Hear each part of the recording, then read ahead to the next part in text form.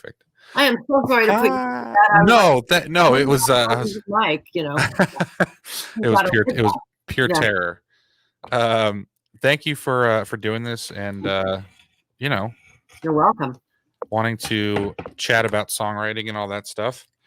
I and many of my friends, I'm a singer-songwriter out of Cincinnati, Ohio. We're big fans of you. I know your credits. I know who you've worked with and worked for and all that stuff, and watched your TED Talk today, and it was great. Really inspiring stuff. But I guess first and foremost, with most of my questions most of my podcasts start this way is how's it going through COVID? How is it working with the business? Are you still teaching online stuff, or how's that going? It's actually going really, really well. I am very grateful. I switched a lot of my things that I do, a lot of my retreats that I do in person. Mm-hmm. I switched that to Zoom. So gotcha. And a lot of clients found it much easier and had the time to work with me. So I found my one-on-one consultations and my critique part section really go up. Right. That's great. Yeah. So just a backstory for anybody who's listening. You are a very accomplished songwriting teacher and coach and songwriter yourself, and you've been doing it for 25 plus years, something like that. Over 30 years now. I'm not a professional songwriter, not that yet, but I do songwrite. Yes, you do songwrite. Do you? So you won't send your songs to somebody to? I will in my own personal time that I've written. Yeah, okay. We're good for each other. Yeah. But I don't confuse. I don't confuse a lot of the business with. I mean, once in a while, a songwriter will come along and it'll be like, "Oh my God, I really would love to write with you," and they're like, "I'd love to write with you," and it's like, "Great, perfect." It's not what I do on a yeah on a basis. Yeah. Well, where are you at today? Where are you located? I'm in Studio City, California. Wow, fancy. Oh. So let's go back a little bit. Yeah. Let's go back a little bit. Where did you grow up? How did you start? How did you get into this side of the business? I grew up in Whittier, California, which is near Disneyland. Let's just say that. Right. And music was always a part of my life. I came out of the womb singing and dancing. I took piano lessons. I took guitar lessons. I got a scholarship to go to USC, a voice scholarship. And I was, back then there was no internet. So didn't quite know how to make my dreams come true without, without having, the connections and so forth. So I went to college and, under the guise of I was going to teach music, and learned every instrument, and came out of there and went, what the hell am I going to do? Right. Met a woman who had moved out here 4 months after I graduated.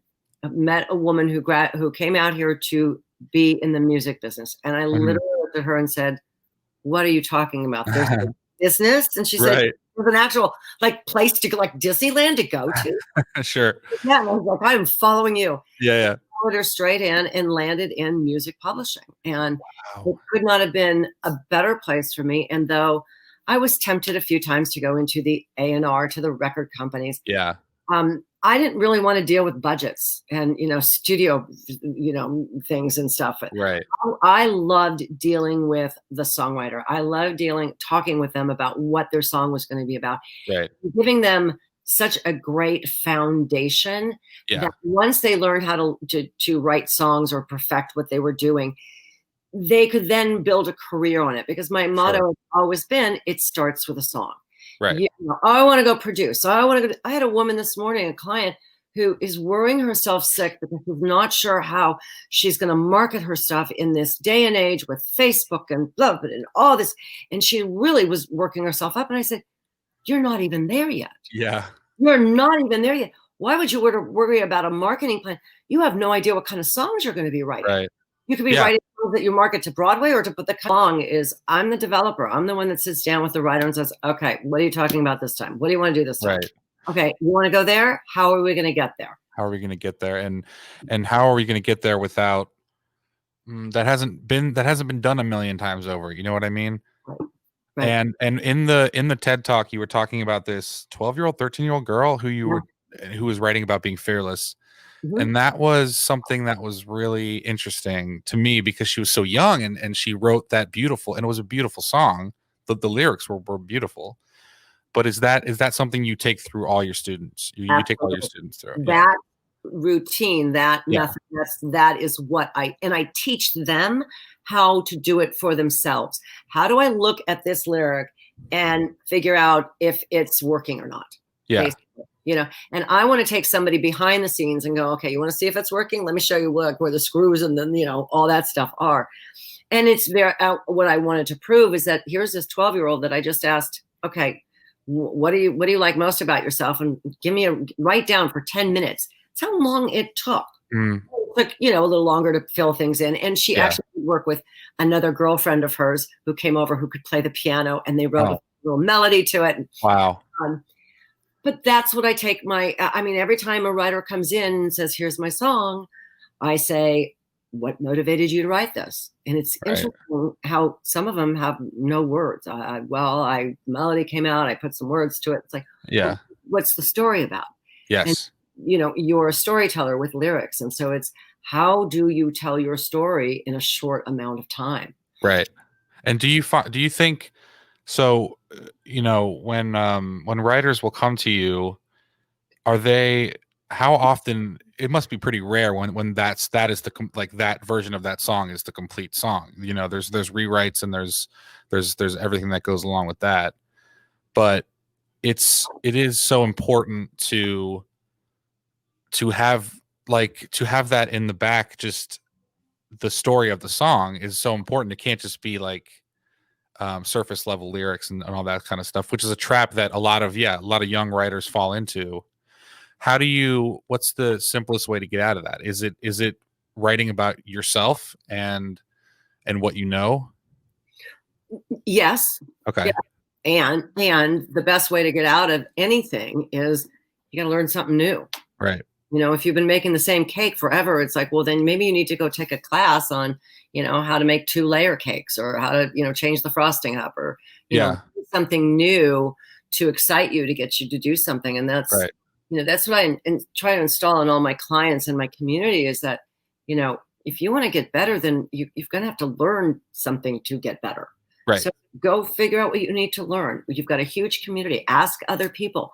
Can you teach me this? I'll barter. I'll exchange things with you. Or does somebody have a good teacher that they can recommend? Yeah. Or a shortcut, or a process, or whatever it is. So we all share in that, because we all have to do it. I mean, it's hard work. Yeah. It's as I say, it's like getting to the post office in the afternoon to drop off a package, you know. Uh-huh. It doesn't even need no postage, but there's only 4 spots in the front, you know. So if you're lucky to get you know, reward yourself with ice cream, okay? Sure. Yeah. Hey, man, if it works, it works. It's hard work. So let's put that aside. Yeah. I mean, so many times how many times would you say are songs written very quickly? Great, you know, good songs that stand the test of time. You know, if you liken this to a game of golf, how many hole-in-ones are there? You know? There you go. Okay. So yeah. If God were one of us, the Joan Osborne song, do you know that song? Okay. Yeah, I do. Yeah. Eric Bazillion says that was written in 20 minutes. Right. It just came to him. It was like, oh my God, I got it. Yeah. Paul McCartney's, I think yesterday came to him. It was yesterday, yeah. And then I think Blackbird came very quickly as well. Yeah. So you know, when the stars are all aligned and all of a sudden you're like in the moment, in the zone. Yeah. You got it. But for the most part, you know, there are, you know, again, there's a lot of hole-in-ones. There's great songs out there that come quickly and that are just amazing. And then there's, you know, for the most part, you're going to have to go back and rewrite. And then there's some that you've written so many times. I had a writer that had to rewrite the chorus 16 times before it was accepted. It was on a project, and they loved it.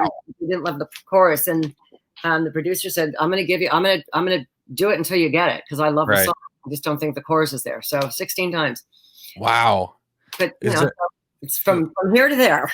Yeah, man, that's interesting, because what is a lot of time, I mean, I'll start with many different things. Lyrics, melody, the chorus is big for me. Is like, I want to know what the full theme of the song is and what the general idea of the song is going to be. Is there a starting point for you, or is it all different for every different writer and song, or how does that work for you? In writing a song? Yeah, in writing a song, yeah. It's all different. It's all different. Yeah. And so the question becomes, because it's all different and everybody has their own way of approaching, when you are writing with somebody, I instruct my writers that the first thing they should be asking is, so what's your creative process? How do you like to write? Well, I don't write any lyrics. I only write melodies. And so I will come up with a melody and give it to you and send you home. That's how I like to write. And you come in and go, I love to talk. I love to mull things over. I love to, so how do you meet in the middle? How do I, you know what? I've never done it that way. Let's try it. I'll give my, not a problem. Or I'm sick. No, you know what? I can't do that. I'm going to. So there's the people, the communication skills, the co-writing. Co-writing comes into play. Yeah. Which was a big part of the TED Talk, which is so important, especially, I feel like especially now, because there's a lot of different fragmented genres and just genres merging, which, by the way, I want to ask you, when people ask me about my favorite genre, I just think if it's a good song, it's a good song. You know what I mean? Yeah. Right? Yeah, same thing.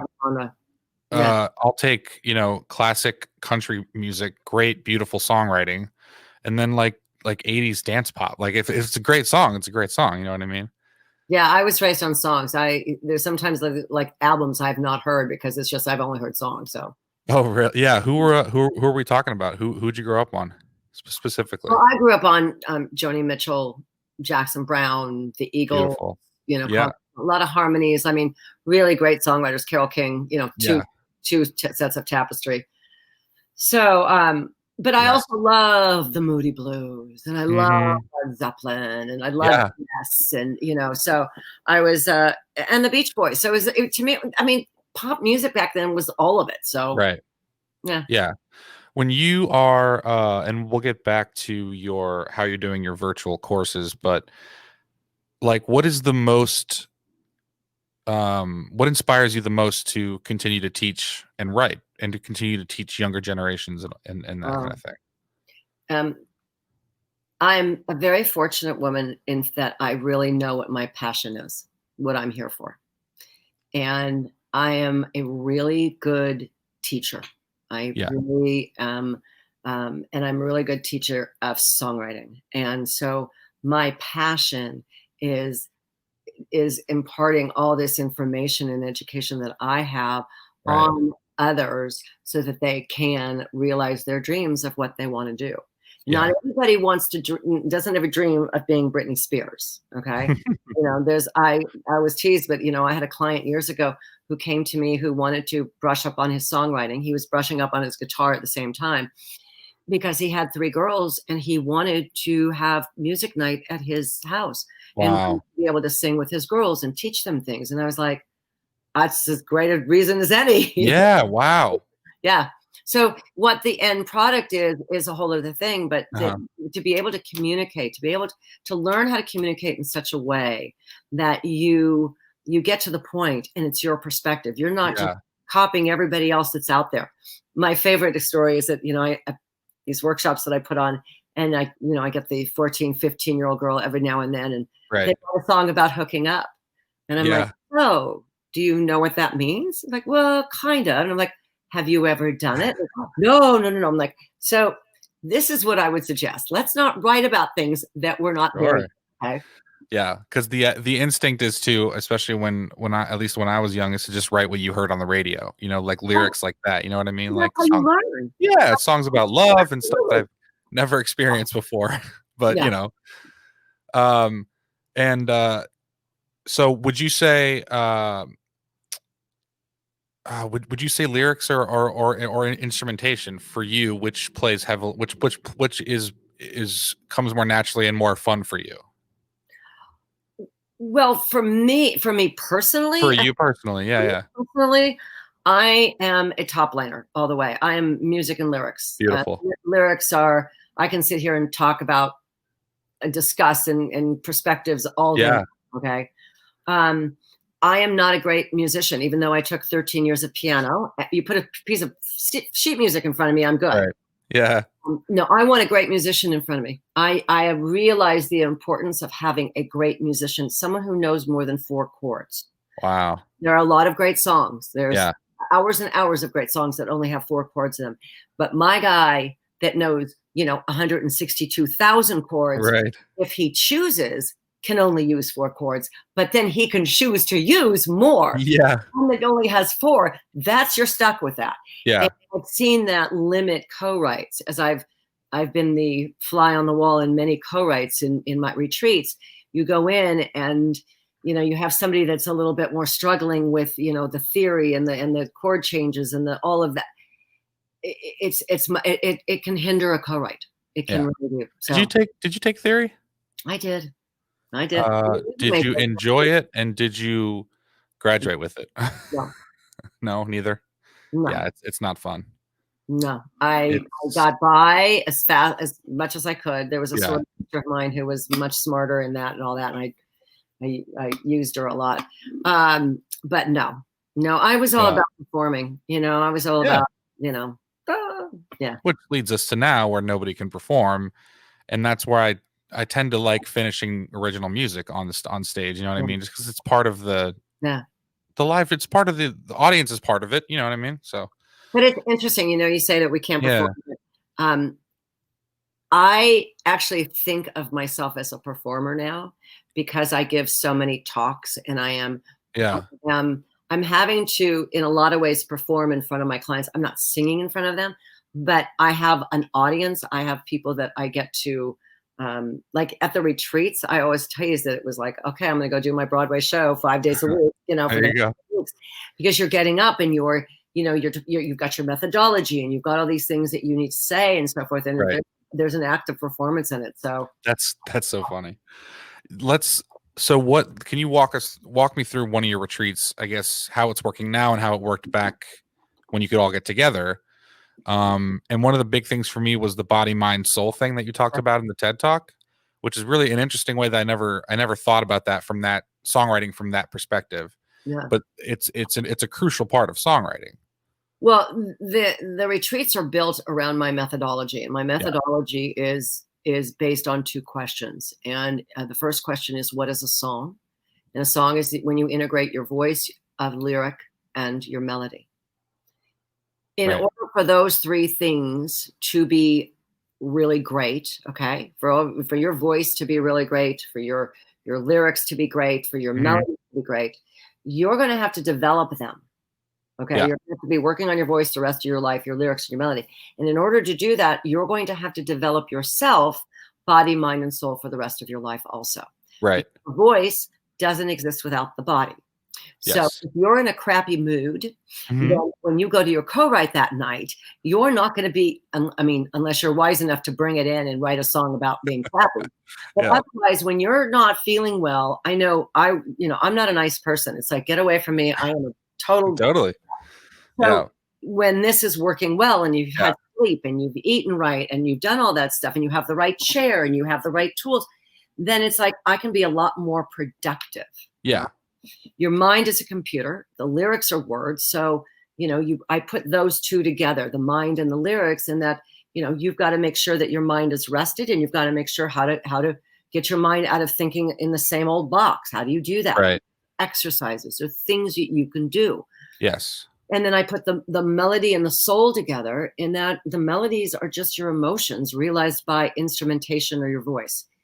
Your soul, that's where all your feelings and your emotions are. That's who you are. And it's knowing who you are. It's knowing that you're more than just okay. It's knowing, oh, I'm a little jealous. I'm a little angry. I'm a little mad. Yeah. Where all that stuff is.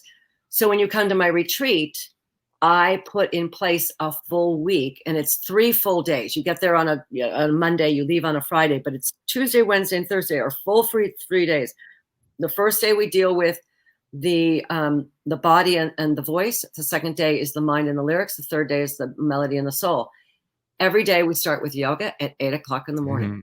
There's a healthy breakfast at 9 o'clock. 10:30 to 1 is the workshop with me, where I do a lot of lecturing. I give exercises. I show videos. we sing songs. I mean, I bring a vocal coach in for the first day, all of it. And then we have lunch, and then I put them in groups of 3, and they all co-write a song based on a prompt and some work that they've had to do. And then I'm going in from room to room, critiquing them as they go, showing them, oops, no, don't go there. Come back over here. Yeah. And then we have dinner, and then they perform the songs that they wrote that day. Wow. For 3 days in a row. The second day we concentrate more on the lyrics and the mind. And the third day, like I said, the melody and the soul.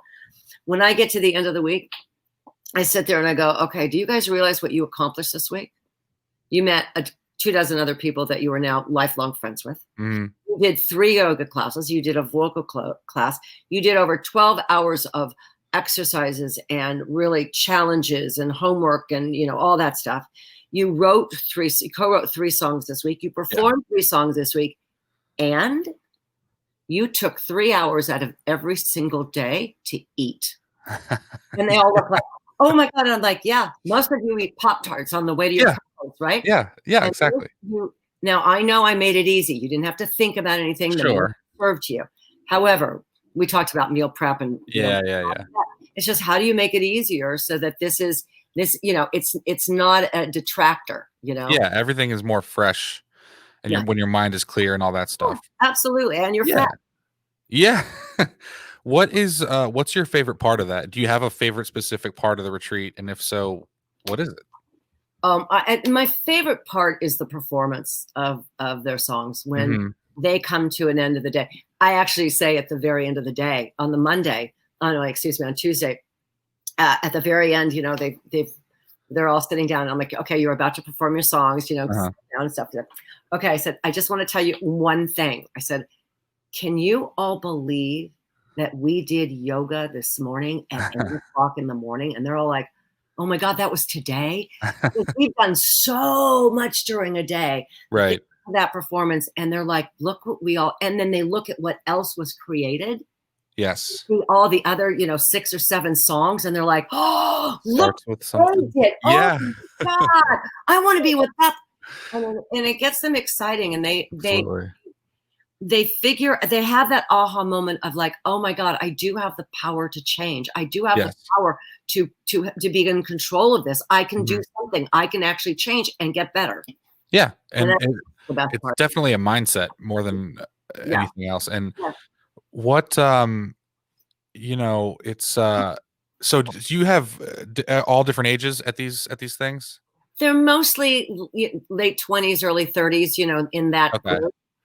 But again, I get a few 14, 15-year-olds that have come along. Wow. That have been so amazing. And then I've also had the 60-year-old. And the 60-year-old, by the way, the 14 or the 60-year-old, they don't get accepted unless they bring something to the party. So maybe the 60-year-old has not been writing for a long time, but he's a great, great guitar player. I take that into mind because in a co-write, he's going to be fantastic. Oh, yeah. A little rusty on his lyrics and stuff, like that, but he brings something to the party. So, and to see the 14-year-old, inspire the 60-year-old and vice versa. That's it right there. That's the whole thing. That's what you do it for. Well, my motto is one of my other mottos is that I bring community together and increase the communication between them. Yeah. Yeah. That's amazing. I mean, is there something that you find, because they have all different types of experiences, all different types of or all different number of years having been writing or singing and all that stuff. Is there something that you find that is like, what's one of the most overlooked things about songwriting? You know what I mean? Like that people just kind of take it for granted, but it's really tough to get right. And it's kind of a specific question, but I think it's really tough to get right to tell stories. Yeah. To tell it completely and fully. At the very base of what a songwriter is, at the very core, right? You are the oldest profession in the world, okay? Yes. Is storytelling. You are telling a story in 200 to 300 words and 4 minutes or less. You are telling, and every time you write a song, you are telling another story. And a story in a lyric, because it's so short, is one perspective. Right. And it's a story. It's once upon a time something happened. Mm-hmm. Songwriters like to list. Well, we did this, and he did this, and he did that, and he did this. And I'd be like, I'm bored. I get the fact he's a louse. I get the fact that why did you stay with him if he did all this stuff? Right. My question is like, why did you stay with him? I was a fool. All right, now I'm interested. Tell me about being a fool. Yeah. You know, so it's learning. They think there's this whole thing. Well, you know, it rhymes, it goes together. I put a few metaphors in there, and I'm like, it's sloppy. You know, so I'm really hard on becoming a great storyteller. Yeah. You know what's cool about the rhyming thing is like when you get older, you're like, it doesn't have to. It's not 100% all the time. It has to rhyme. If there's a word that gets the point across, way better than a rhyme. You know, you got to throw that in there. You know what I mean? And it doesn't. It almost like messes with the listener. Like kind of takes them back a little bit, but it's supposed to. And that's what I love about songwriting is that there's no blue book. There's no one way to do it. No. I say, you know, I will give you guidelines and all of that, and you know, go break them if you want. Fine. Yeah. It's like, no. Hey, I mean, man. I'm just letting you know what the norm is. Hey, man. Yeah. Some restrictions. You know, radio has dictated. Okay, we didn't make it up, but radio is saying you got 4 minutes. Yeah. For a song. So if you only got 4 minutes, that's what you get every time. You just have to figure out how your ride is going to be in this. It's going to go up and down, or is it going to go up? Right. You know, you're making a 4-minute ride at Disneyland every single time. But that's think about those things as structure. But then within that, I mean, it's endless, you know? Yeah. What do you want people to know about you in 4 minutes, having not known anything else about you? Right. Like you're brand new to them. Absolutely. And a lot of that comes with how the music and lyrics work together. You know what I mean? Because something just as even though the lyrics can be so powerful, if the music's right there, it can boost it, you know, and make it even more so. But absolutely, it's very amazing. I mean, you know, how was the because Warner Chappell, right, for 20 years, 20 years, 20 years publishing, correct? And that did you enjoy that? How was it? And I guess what else do I want to know? What was the turnaround like as far as people coming in and out? First of all, I loved it. I loved almost every minute of my time there. Mm-hmm. It got a little hard at the end because the industry changed. We went from, you know, as I say, it was, you know, Camelot, a Harry Potter set of, you know, like castles, and you go, you know, there was, you know, Warner's over here, over there, but we were all together, and you had to go someplace to the music business. Now there is no place to go to; it's everywhere. Mm-hmm. My bedroom, it's it's in my 92-year-old mother's bedroom if she wanted to be a music producer. Right. In fact, I always tell you, it's like Grey's Anatomy would have I mean, if she wrote a song and it was on great, they don't care if she's 92. If she does it, she does it, you know. It's good songs. Yeah, exactly. But we live in an age now where it is absolutely everywhere. Okay, wait a minute. I lost the question because I went silent. Sorry, I lost it too. Warner Chappell. Warner Chappell. Warner Chappell was great because it was, at the time, I mean, it was being at the top. It was being the Rolls Royce. You were at Bloomingdale's. You were at the largest. We had, you know, 1 million songs in the catalog. You couldn't come near us for any award show anywhere. And then all of a sudden, everybody started buying and selling and merging, and all of a sudden, you know, we're one of the fifth. Warner Chappell is now one of the fifth largest. It's not the largest. It's you know, more medium. But what happened with that is that in 2005 or around that time, 3 things happened that really caught up with our world. Is that first of all, 9/11 had happened, obviously, you know, years before, and the money was running out. You know, we were paying for 2 wars to be exact, you know, and it was draining on our system. And there was just no more money being lent out because there was just no more money. Right. The internet was all grown up. All right. So the internet was making everybody responsible for everything now. So you couldn't get away with things anymore. There was no more money. You couldn't get away with anything. And there was a lot of money being spent on going from analog paper to digital. Right. And IPs, you know, if your information's not in that computer, you don't get paid. Right. Which means that every single license for Sheryl Crow's song, All I Want to Do Is Have Some Fun, which has been licensed over the last 20 years. It's got to be ridiculous. Millions of times. Sure. It's a single, if not two pieces of paper for every license that had to be put into the computer. Yeah.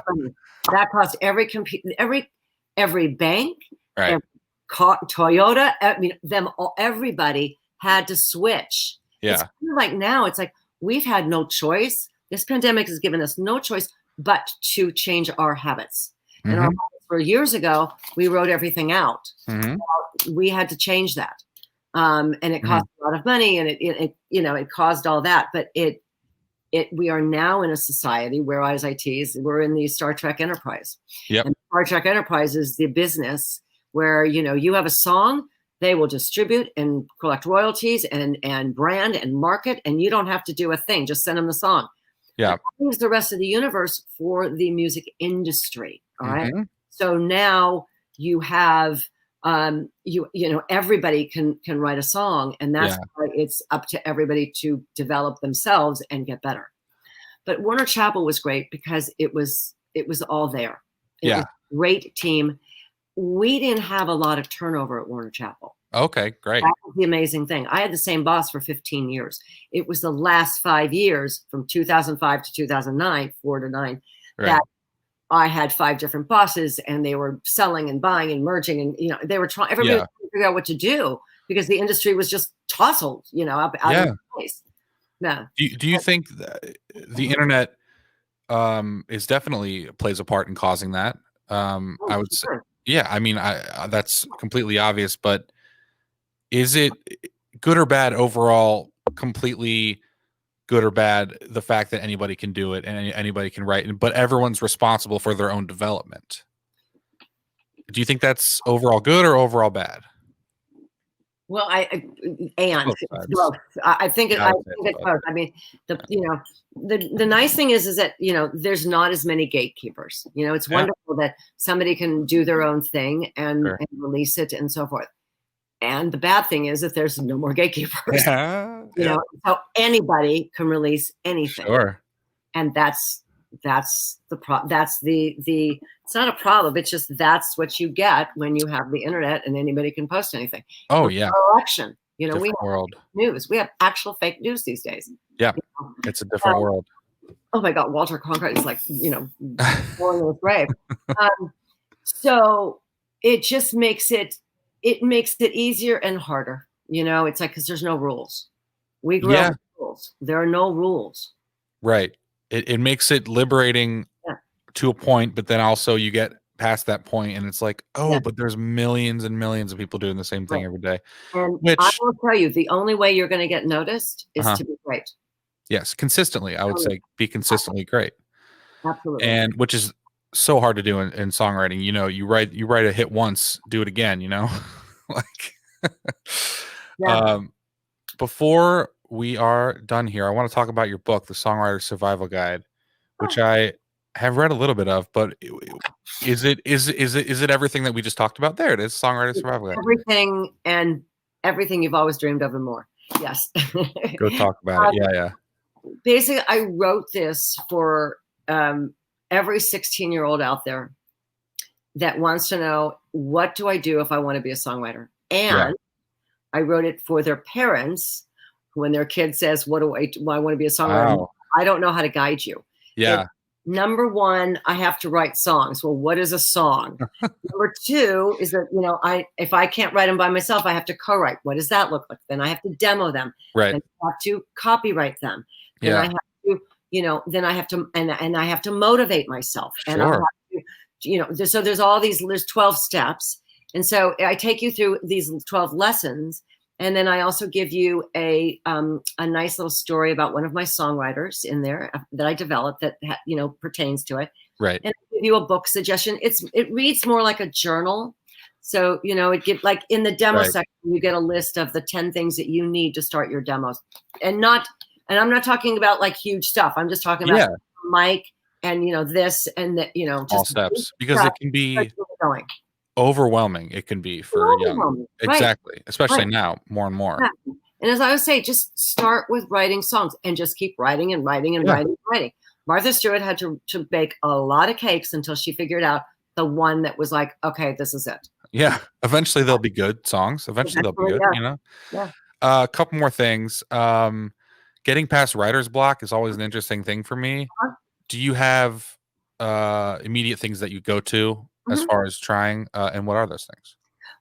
Well, first, writer's block is when your mind is blocked, when your mind can't think and your mind isn't coming up with anything and you're stuck in a corner and you're like, oh my God, I can't think of anything. Sure. Okay. So if we develop ourselves body, mind, and soul, if this is overtaxed, then we want to go into our bodies, right, into our soul. So you have two choices. You can do both. If you go into your body, even you can go do a yoga class, go do a handstand in the middle of the room, go take a walk with a friend, go into nature. It's getting all of this to drain and come in here. I think handstands are great because you do. It literally does that. Yeah. Going into your soul is, going and have dinner with a friend, going and watching a sad movie, going and watching a hysterically funny movie. Getting out of your own way. Getting out of your own way. Right. Getting out of your own way. Realize that it's here. Yeah. You don't want to be doing things. You don't want to be going out with a friend and having to solve they just broke up with their girlfriend and you have to solve the problems. That's not going to do you any good. Right. Yeah. No, you have to come back with a fresh mind. So it's almost like, the water goes down. And so now all of a sudden it's like clear and you can breathe and you're like, oh, I can see it now. Oh, now I know how to fix it. Yeah, absolutely. Yeah. So, so let's do, let's see what's your biggest advice to young songwriters trying to do it now? Number one is become an A student, an A+ student. Which means, what do I have to do? What class do I have to take? Who do I need to talk to? What homework do I have to do? It's that attitude, that like A+ beginner's attitude of like, oh my God, this is going to be so exciting, will get you so far. Yeah. It's the ones that sit in front of me that have actually paid me for a consultation and go, no, I don't want to do that. It's wow. Like, okay. But that's their journey. Yes. The more that you can become an A+ student, and the sooner that you install in yourself the belief that you do not have to do this alone. Yes, that is huge. Vulnerability is a strength. It is not a weakness. And to be able to say, I don't do everything. I can't, I'm not a good musician. Okay. Yeah. Somebody else has to do that. I'm not going to even pretend. And I'm not taking lessons at this age. So there you go. Yeah. Which is totally valid and fine. There are 7 billion people out there. So God made other people for just those purposes. To help me. Thank you so much for doing this, Judy. I really appreciate it. I know we set it up a couple times. But the Songwriter Survival Guide is available pretty much everywhere you get books. Is that correct? Yes. And judystakee.com, right? Absolutely. For all your goodness and all your retreats, which you're doing all virtual now, all over Zoom. Is that correct? Or I'm going to be announcing another one that's coming out in January very soon. Oh, awesome. Yeah. Beautiful. Yeah. Well, thank you again so much. And I appreciate it. Yeah, no problem. Thank you for being on. All right. Take care. Bye. Bye.